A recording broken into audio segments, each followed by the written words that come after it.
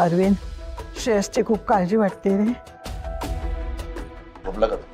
हो डॅड, औषध दिलं कसं बसत तेव्हा झोपला.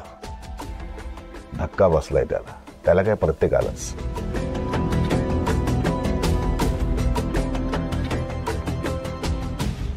माझा तर अजून विश्वास बसत नाहीये. माझाही नाही रे बसत विश्वास. यांना ताराच्या विरोधात वळवावंच लागेल, नाहीतर मला जड जाईल. डॅड, हे गन गोळी झाडली याचा अर्थ काय? हे सगळं काय चाललंय डॅड? म्हणजे खरंच मम्मा. मी पण अस्वस्थ झालोय रे, काही सुचत नाहीये. 15 दिवस झाले यशोधरा गायब आहे.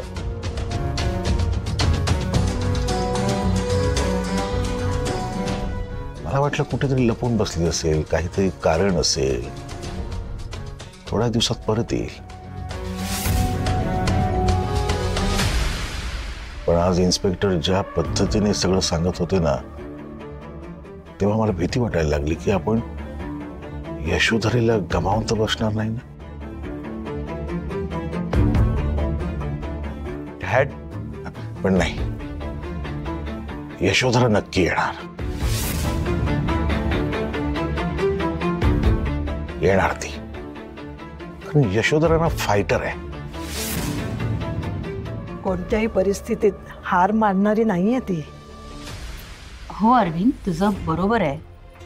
पण एक सांगू का, यशोधरा आपल्या सगळ्यांनाच हवी आहे.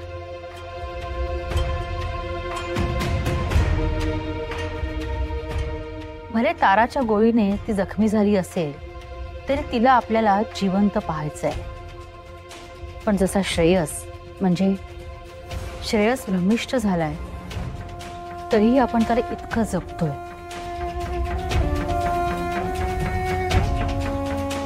म्हणजे तो भ्रमिष्ठ झालाय हे सत्य आपण स्वीकारलंय ना. पोलिसांनी जे सांगितलंय ते हळूहळू आपल्याला स्वीकारायलाच पाहिजे.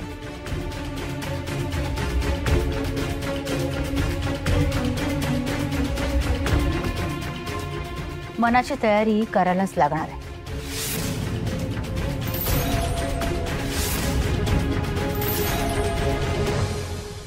हे बघ शकुंतला, जोपर्यंत यशोधरेचा मृतदेह मी माझ्या डोळ्यांनी बघत नाही तोपर्यंत या गोष्टीवर मी विश्वास ठेवणार नाही.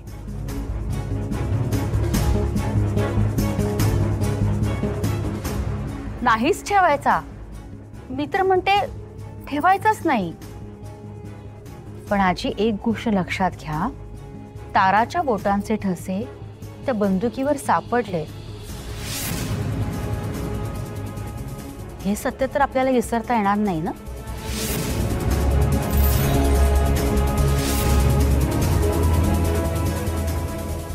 ताराचा पण एवढा उदो उदो केला, श्रेयससाठी तिच्या हातापाया पडलो, आणि ती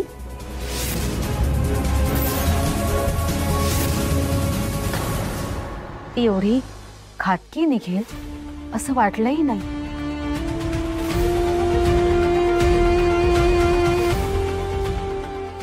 काय नाही केलं आपण तिच्यासाठी. पण आपल्या घरचा भेदी आपण घरातच पोचत होतो. ती जशी दिसते ना तशी नाहीये बरं का. बस झालं शकुंतला. आजी, पोलिसांनी तिला चौकशीसाठी नेले आणि तू तर तिला गुन्हेगार ठरवून मोकळी झालीस. पण तिनं जर काही केलं असेल ना तर त्याची शिक्षा ती भोगेलच. पण ताराच्या अटकेमागे जर कोणाचं काळं बेरं असेल तर त्याला मी सोडणार नाही.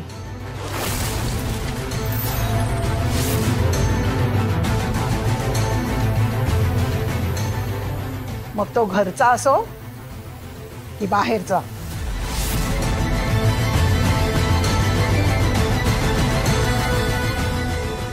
तुम्ही ठेवा विश्वास, माझं काहीही म्हणणं नाही. पण एक गोष्ट लक्षात ठेवा, रक्त हे शेवटी रक्तच असतं.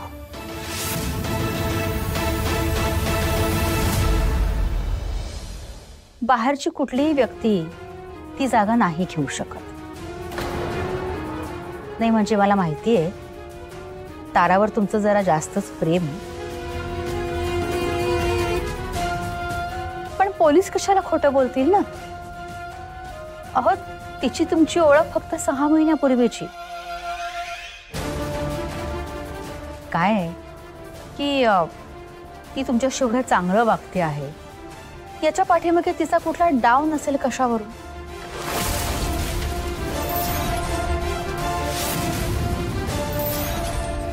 तुम्हा सगळ्यांना अंधारात ठेवून तिला कुठला मोठा हेतू साध्य करायचा नसेल कशावरून.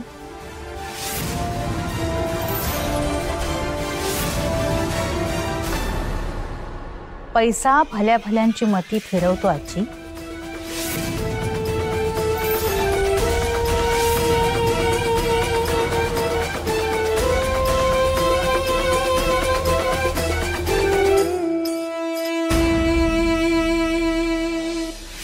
एवढे दिवस यशोधरा मॅडमांवर डोळे मिटून विश्वास ठेवला, पण आता नाही.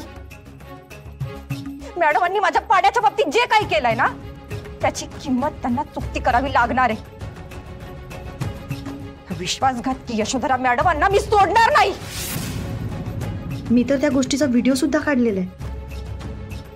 पण सगळ्यांना दाखवू का? जरा युक्तीने दाखवते. म्हणजे मी मुद्दाम चोरून व्हिडिओ काढलाय हे समजणार नाही अशा प्रकारे दाखवते. बाबा, आजी प्लीज रागवू नका, पण आत्या जे म्हणतायत ना त्यात मला तथ्य वाटतंय.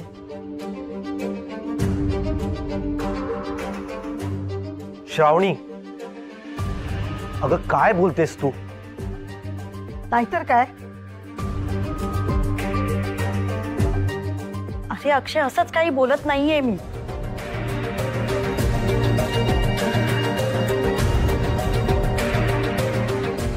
हे बघ, कारण सांगते मी तुम्हाला. सांगत नाही रादर दाखवते.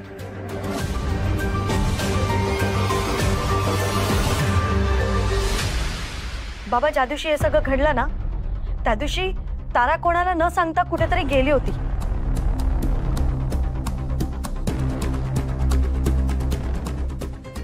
पण जेव्हा ती परत आली ना तेव्हा ती आरडाओरडा करत मम्मांना शोधत आली होती. काय? हो बाबा, मी पण चकित झाले होते. पण झालं काय, तारा घरी नसल्यामुळे श्रेयस भाऊजी चिडले होते. मग त्यांचं मन रमण्यासाठी मी त्यांचे व्हिडिओ काढत होती. आणि मग तेवढ्यातच तारा आली. चुकून आहे ना माझ्या फोनचा कॅमेरा ऑन राहिला होता, मग त्यात सगळं रेकॉर्ड झालं.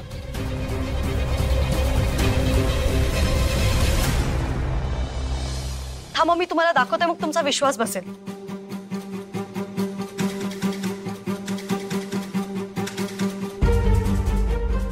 हे बघा, इथं मला त्यांच्या पोराची काळजी घ्यायला, त्याला सांभाळायला घरात बसून ठेवलं. आणि तिथं माझ्या पाड्यातल्या लोकांवर चप्पल डोक्यावरून काढून घ्यायचं सगळं प्लॅन हातात बसल्या होत्या त्या.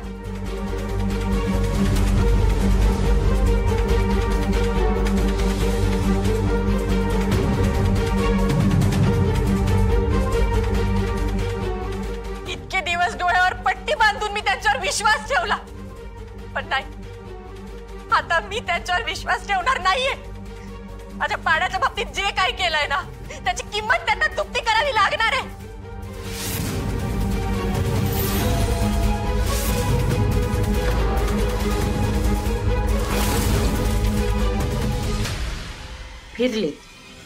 फिरली बाजी ताराच्या विरोधात. ही श्रावणी इतकी कामाला येईल असं वाटलं नव्हतं.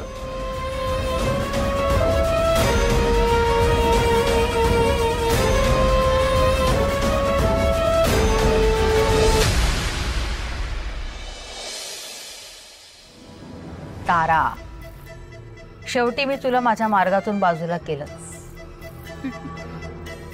तुला जेलची हवा तर खावीच लागली आता.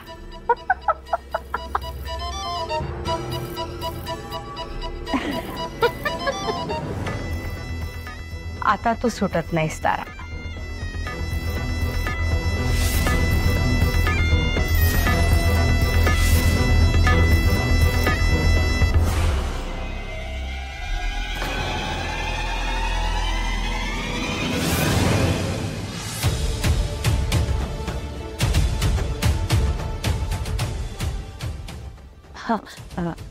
आजी या ना, या बसा.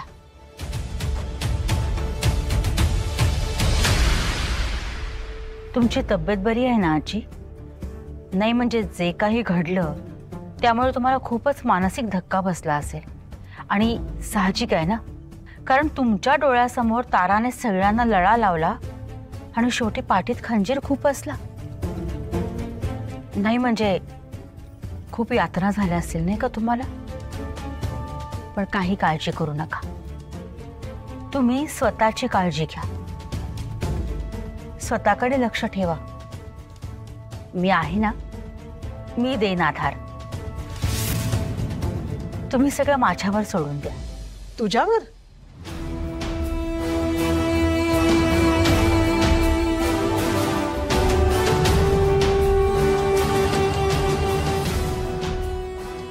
का म्हणून? तुझ्यावर का म्हणून सोडू? हे घर माझं आहे.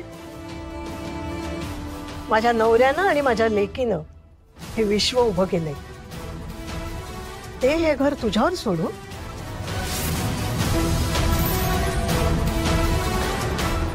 म्हातारी आहे म्हणून मोडीत काढू नकोस मला.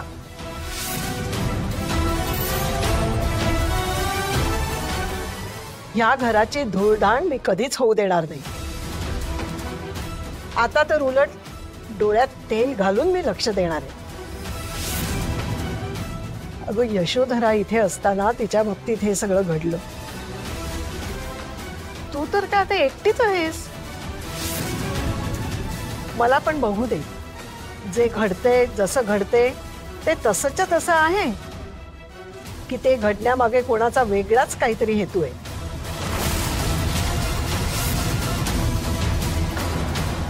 नाही आता होऊनच जाऊ दे. दूध का दूध आणि पाणी का पाणी.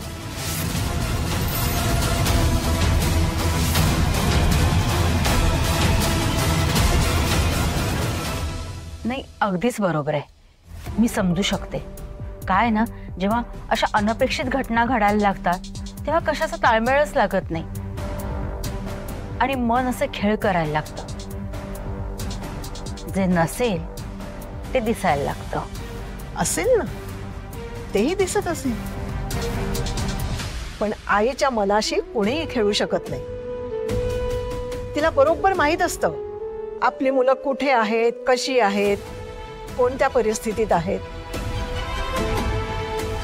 आणि माझं अंतर्मन जोपर्यंत सांगत नाही ना तोपर्यंत यशोधरेच्या बाबतीत मी शोक करत बसणार नाही.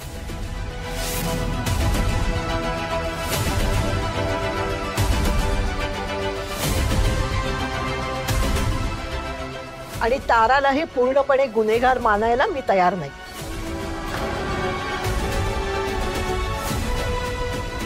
जगातले कोणतेही पोलीस माझा हा निर्णय बदलू शकत नाहीत.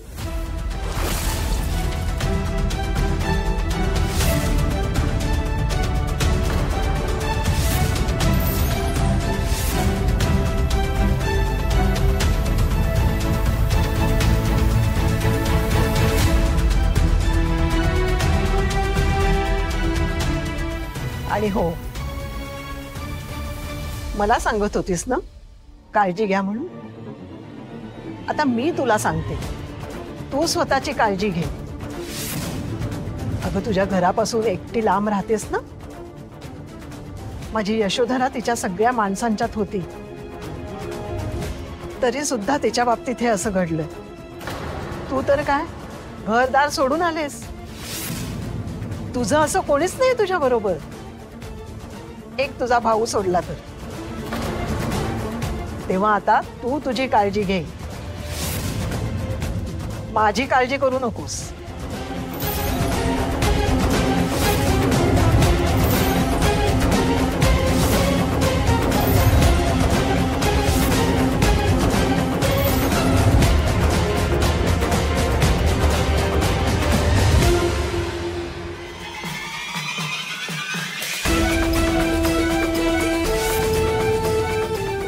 म्हातारी लईच चिवट आहे.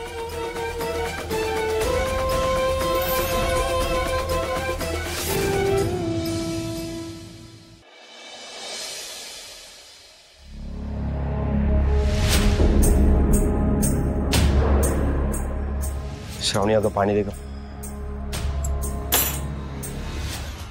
पण मीच देऊ?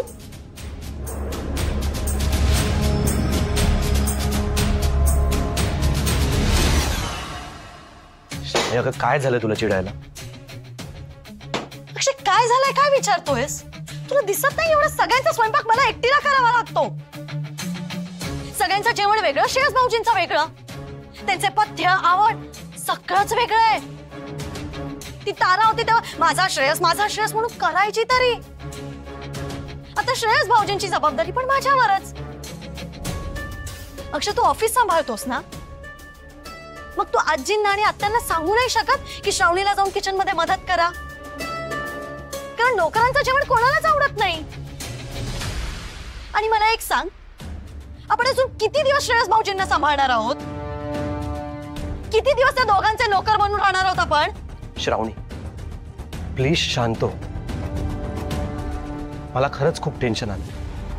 तू ऐकलंस ना पोलीस काय म्हणाले? ममा गेलीये. अशात कोण जेवणा बिवणाचा विचार करणार आहे? अगं घरात कोणाला भूकही लागली नसेल, त्यात ताराला अटक झाली तो दुसरा धक्का. हे बघ तू या जेवणावरून माझ्याशी प्लीज भांडू नकोस. अक्षय प्लीज, गेले 15 दिवस मम्मा गायब आहेत. तेव्हा तुम्हाला कोणालाच जाणीव झाली नाही की कदाचित मम्मा परत येणारच नाही?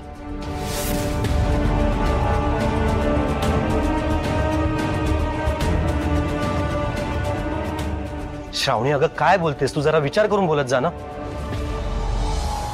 अगं आशेवरच जगतो ना आपण. मम्मा आपल्यात नाहीये हा विचारही करू शकत नाही मी. अक्षय हे बघ, मलाही वाटतंय की मम्मा सुखरूप असाव्यात, पण खरं सांगू, जर त्या ताराने मम्माचा जीव घेतला असेल ना, तर ती आयुष्यभर जेलमध्ये सडली पाहिजे. मला कायम तिच्यावर संशय होता, पण तुम्हाला पुळका होता ना तिचा. अगं पण श्रेयस जिवंत आहे तो तिच्यामुळेच ना. पण त्यामागचे हेतू पण तर वेगळे होते ना, कळतंय का? पोलीस घेऊन गेले ना आता तिला. नाही मगाशी सगळे खुश होते म्हणून मी काहीच म्हणाले नाही, पण मला अजिबात आवडलं नव्हतं तिने तुला ओवाळले, म्हणून आता अति उत्साहाने जाऊ नको तिला वाचवायला, कळलं? अजिबात जायचं नाही. अक्षय अक्षय तू तुझ्या डोळ्यांनी व्हिडिओ बघितलायस ना, ती मम्मांबद्दल कशी बोलत होती, सरळ सरळ धमकी देत होती ती. आणि आता तर तिचे फिंगरप्रिंट्स मॅच झालेत. हे बघ मला आधीपासून संशय होताच तिच्यावर, आणि कदाचित आज तो खराही ठरलाय. ज्या मुलीने माझ्या ममाचा खून केला असेल ती माझी बहीण असूच शकत नाही. गुड. पण अक्षय खरं सांगू, आपल्या घरात आहे ना नेहमी काही ना काही होत असतं. हा खरंच कंटाळा आलाय मला, या सगळ्यातून बाहेर पडायचंय. मला ना आपलं स्वतंत्र विश्व हवंय, आपलं जग हवंय, आपला सुखी संसार हवाय, सुखी आयुष्य हवंय. ही खूप मोठी अपेक्षा आहे का? तूच सांग. श्रावणी बघ विचार कर. मी आले भाऊजींना जेवण देऊ.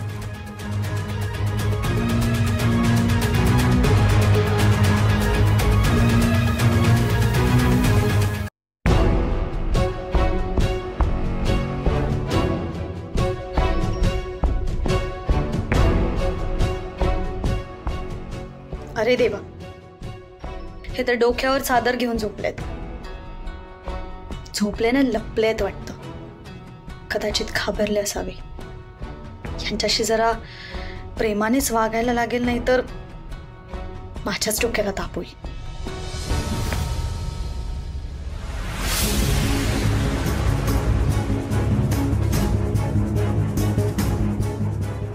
श्रेयस भाऊजी, हे बघा तुमच्यासाठी जेवण आणलंय मी. चला जेवून घ्या बरं, आणि मग हवं तर झोपा, चालेल?